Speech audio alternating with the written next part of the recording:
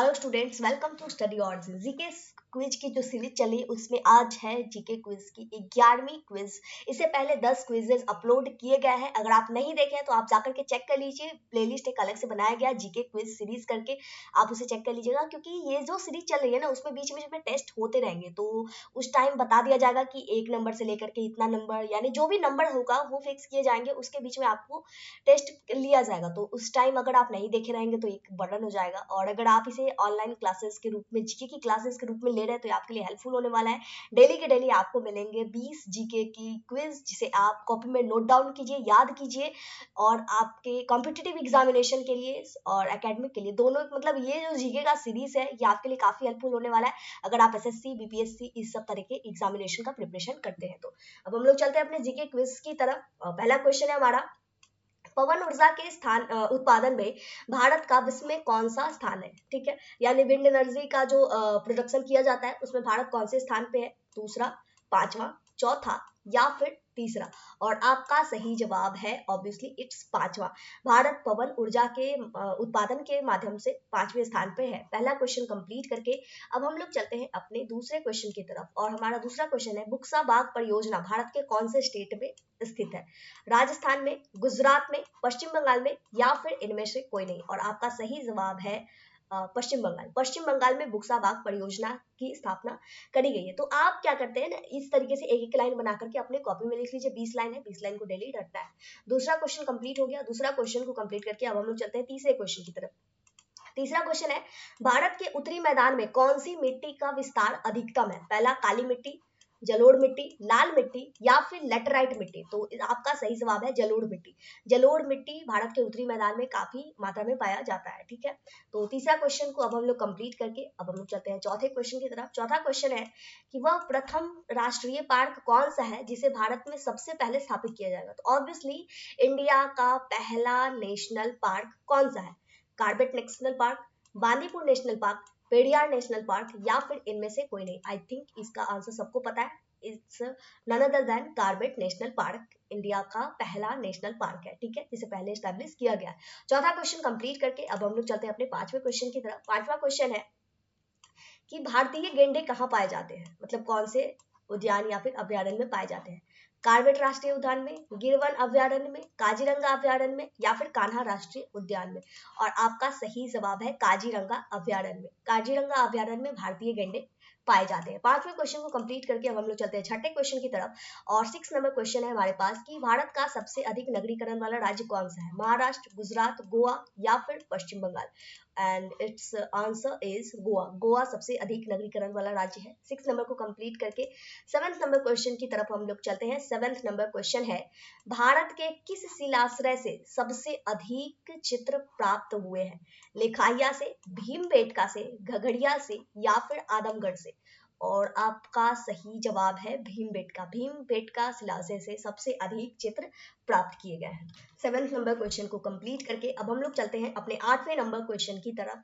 और 8 number question है कि भारत के किस राज्य की सीमा नेपाल से मिलती है। कौन सा ऐसा स्टेट है जिसका जो मतलब बॉर्डर है वो नेपाल से अटैच्ड है। अरुणाचल प्रदेश, सिक्किम, मणिपुर या फिर पंजाब। और इसका राइट ऑप्शन आई थिंक सबको पता होगा, मैक्सिमम लोगों को, कि भारत का जो सिक्किम राज्य है उसका जो सीमा है यानी बॉर्डर है वो नेपाल से अटैच है, यानी नेपाल से मिलता है। 8वें क्वेश्चन को इसी के साथ कंप्लीट करके अब हम लोग चलते हैं अपने 9वें क्वेश्चन यानी 9th नंबर क्वेश्चन की तरफ। और 9th नंबर क्वेश्चन आता है, भारत का सबसे प्राचीन भूखंड कौन सा है। ठीक है, तटीय भाग, उत्तर का पर्वतीय भाग, प्रायद्वीपीय पठार या फिर गंगा का मैदान। और आपका सही जवाब है प्रायद्वीपीय पठार। प्रायद्वीप पठार जो है भारत का सबसे प्राचीन भूखंड है। ठीक है, 9th नंबर क्वेश्चन को कंप्लीट करके अब हम लोग चलते हैं 10th नंबर क्वेश्चन की तरफ। 10th नंबर क्वेश्चन है, निम्नलिखित में से कौन सी चोटी भारत में स्थित नहीं है। केटू, कंचनजंगा, माउंट एवरेस्ट या फिर नंदा देवी। और आपका सही जवाब होगा माउंट एवरेस्ट। जी हाँ, माउंट एवरेस्ट जो है भारत की चोटी नहीं, मतलब ये जो चोटी है वो भारत में स्थित नहीं है। ठीक है, 10th नंबर क्वेश्चन कंप्लीट करके अब हम लोग चलते हैं 11th नंबर क्वेश्चन की तरफ। 11th नंबर क्वेश्चन है, इनमें से कौन केरल को तमिलनाडु से मिलाता है। ठीक है, केरल को तमिलनाडु से मिलाने वाली कौन सी चीज है। थाल घाट, सिपकिला, पाल घाट या फिर भोर घाट। और आपका सही जवाब है पालघाट। पालघाट केरल को तमिलनाडु से मिलाता है। 11th नंबर क्वेश्चन को कंप्लीट करके 12वें क्वेश्चन की तरफ चलते हैं। 12वां क्वेश्चन हमारे पास है, भारतीय रंगमंच में यवनिका पर्दा का आरंभ किन्होंने किया था? पार्थियनों ने, यूनानियों ने, शकों ने या फिर कुषाणों ने? तो इसका सही जवाब है यूनानियों ने, यानी भारतीय रंगमंच पे यवनिका पर्दा का स्टार्टिंग जो है यूनानियों के द्वारा किया गया था। 12 नंबर क्वेश्चन को कंप्लीट करके अब हम लोग चलते हैं 13th नंबर क्वेश्चन की तरफ।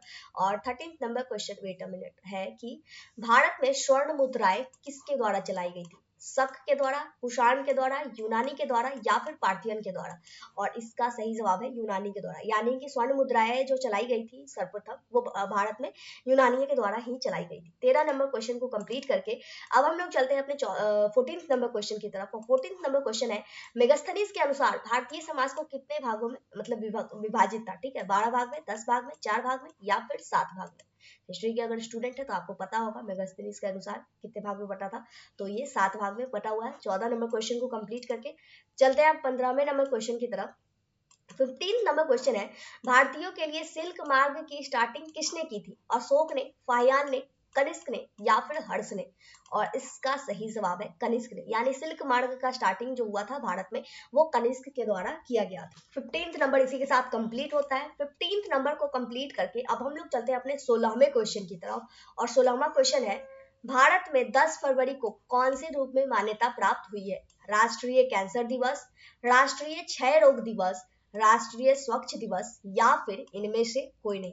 और आपका सही जवाब है राष्ट्रीय स्वच्छ दिवस, यानी कि 10 फरवरी को राष्ट्रीय स्वच्छ दिवस के रूप में मनाया जाता है। 16वां क्वेश्चन इसी के साथ कंप्लीट होता है।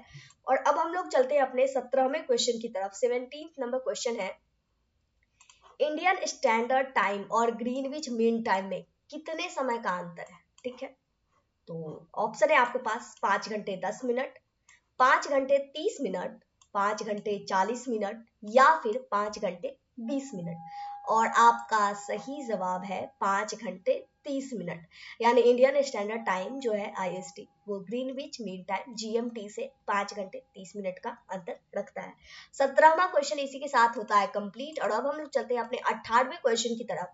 और 18वां क्वेश्चन है, भारत के किस राज्य में विश्व का सबसे बड़ा थोरियम का भंडार है? यानी सबसे ज्यादा थोरियम पाया जाता है विश्व के, वर्ल्ड में सबसे ज्यादा थोरियम इंडिया के कौन से स्टेट में पाया जाता है? ठीक है, एक तो यहाँ पे 2 क्वेश्चन आपको मिल रहा है। ठीक है, वर्ल्ड में सबसे ज्यादा थोरियम कौन से देश में पाया जाता है? तो पहला हो गया भारत में पाया जाता है, और दूसरा हो गया भारत के कौन से राज्य में विश्व का सबसे बड़ा थोरियम का भंडार है? तो ऑब्वियसली ऑप्शन है आपके पास आंध्र प्रदेश, असम, कर्नाटक, तमिलनाडु।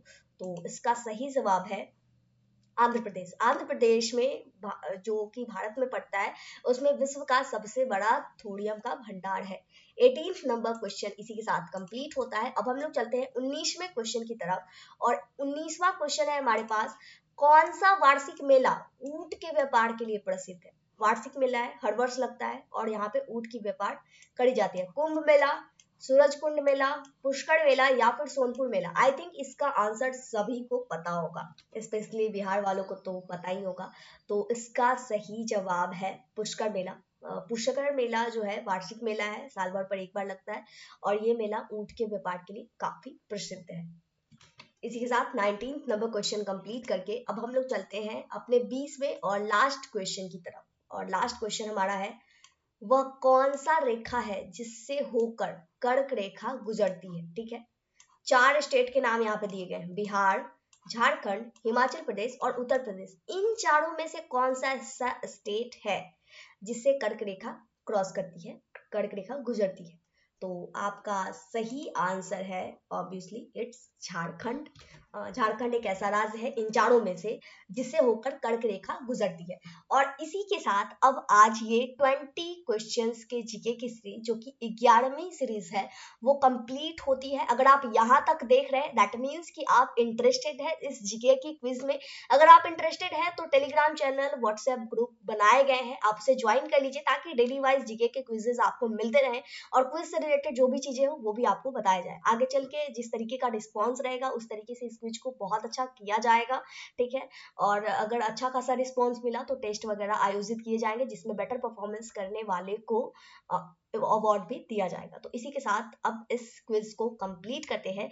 यहाँ तक वीडियो देखने के लिए बहुत बहुत धन्यवाद। अगर यहाँ तक देखिए तो वीडियो को लाइक जरूर कीजिएगा और इस चैनल को सब्सक्राइब कीजिएगा, और साथ ही साथ अपने बैचमेट्स के साथ, चाहे आप स्कूल के स्टूडेंट हो या फिर एकेडमिक कर रहे हो या फिर आप किसी कंपटीशन की प्रिपरेशन कर रहे हो, अपने बैचमेट्स जो कि इसी लाइन में है, जो कि पढ़ रहे हैं, उसके साथ शेयर कीजिए, उन्हें भी बोलिए इस क्विज में पार्टिसिपेट करने के लिए। ज्यादा समय तो करना नहीं है, 10 से 12 मिनट डेली का निकालना है और इस 20 क्विजेस को कॉपी में नोट डाउन करना है। ऐसे कीजिएगा, मतलब सिर्फ वीडियो देखने से कुछ होगा नहीं, आपको डेली वाइज 20 क्विजेस के जो क्वेश्चंस है उसे कॉपी में लिखना है।